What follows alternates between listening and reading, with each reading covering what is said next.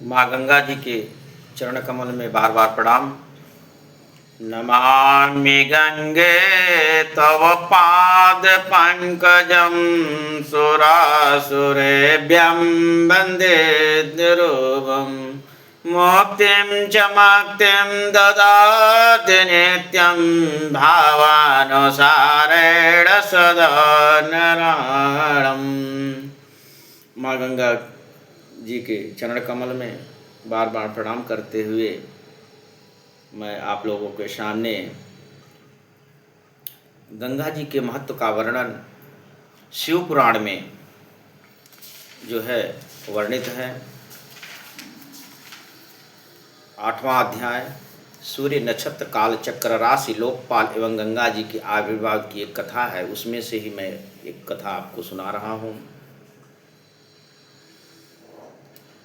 जिसमें गंगा जी जो है का आविर्भाव भगवान विष्णु के बाएं चरण के अंगूठे के नख से स्रोत रूप में निकले हैं। उन्हें ध्रुव दिन रात अपने मस्तक पर धारण करते हैं। उन पाप हारिणी गंगा जी के पावन पवित्र जल में खड़ा होकर जो अघमर्षण मंत्र का जाप करते हैं, वही श्री गंगा जी चंद्रमंडल से निकलकर मेरु पर्वत पर गिरती हैं और संसार के पापियों के पाप का हरण करती हैं। इनके पाप को हरण करने के लिए गंगा जी जो है चारों दिशाओं में 4 धाराओं में प्रवाहित होती हैं। उनकी एक धारा है सीता, दूसरी धारा है अलकनंदा, और तीसरी है भद्रा, और चौथी चच्चू नाम से विख्यात हुई। दक्षिणी प्रवाह अलकनंदा को भगवान शिव ने प्रेम पूर्वक 100 वर्ष तक अपने मस्तक पर धारण किया।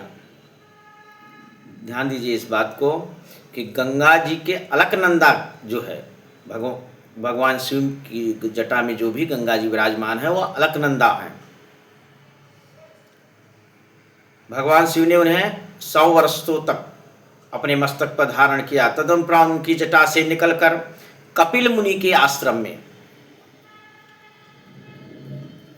कपिल मुनि ने श्राप दिया था। एक कथा आती है राजा सगर के 60,000 पुत्रों को भागीरथी द्वारा जो है बहुत कठोर तपस्या करने के बाद गंगा जी जो है धरती पे आती हैं और कपिल मुनि के आश्रम से कपिल मुनि के श्राप के द्वारा जो भी राजा सगर के 60,000 पुत्र भस्म हुए थे, उनके उद्धार के लिए जो है गंगा जी पृथ्वी पर उस स्थान से निकलती हैं और उनको स्वर्ग को मोक्ष को प्राप्त कराते हुए आगे निकल जाती हैं।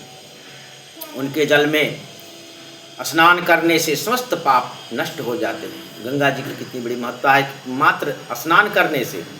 लेकिन जिस समय आप स्नान कर रहे हों उस समय आपका तन मन शरीर सब भक्त भाव से युक्त होना चाहिए। नहीं तो गंगा जी में तो बहुत सारे पशु पक्षी जीव जंतु तो स्नान कर ही रहते हैं। बहुत सारी कथाओं में वो लोग पूछते हैं कि बहुत सारे उसमें मेढक भी हैं, कछुए भी हैं, तमाम जीव जंतु है।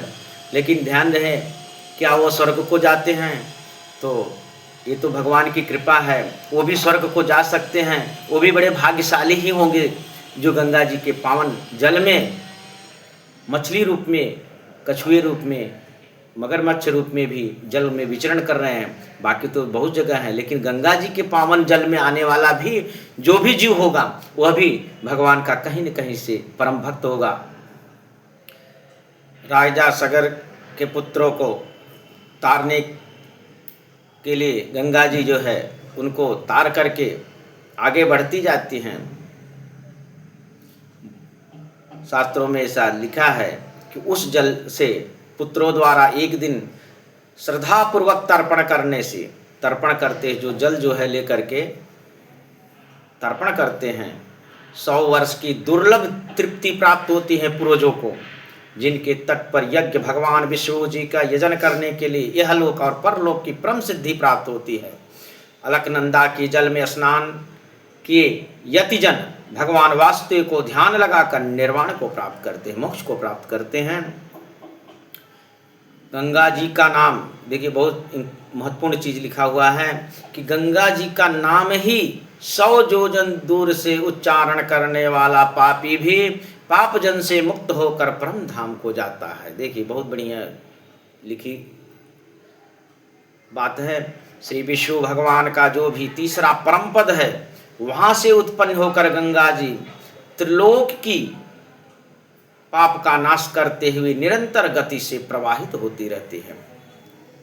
जो लोग भी भूगोल का अध्ययन किए होंगे, ज्योग्राफी का, उनको मालूम है कि गंगा जी का जो प्रादुर्भाव हुआ है, उत्पत्ति हुई है, उत्तराखंड में गंगोत्री नामक स्थान है, जहाँ पे अलकनंदा और भागीरथी जो दोनों मिलती है, वहाँ से गंगा जी एक धारा के रूप में निकलती है। भारत की सबसे लंबी नदी है, जनरल नॉलेज में पढ़ा गया होगा। 2500 किलोमीटर की दूरी तय करके जो है वह उत्तर प्रदेश की काशी विश्व जो है तीर्थ से होते हुए निकलती हैं और बंगाल की खाड़ी में जा कर के जो है गिर जाती है गंगा जी। इतनी बड़ी दूरी को तय करते हुए जो है गंगा जी के पावन जल से गंगा के तट पर कृषि योग्य उपजाऊ भूमि का निर्माण करती हैं और धरती को हरी भरी करती हुई अपने सौंदर्य को बिखरती हैं। माँ गंगा जी के चरण में बार बार प्रणाम करते हुए मैं अपने वक्तव्य को विराम देता हूँ। हमारे चैनल को सब्सक्राइब करिए, लाइक करिए और ऐसे और भी भक्ति भाव युक्त कथा सुनने के लिए जो है आप उदित रहिए। जय श्रीमन नारायण, जय श्री जय जय गंगा जी माता की जय, गंगा माँ।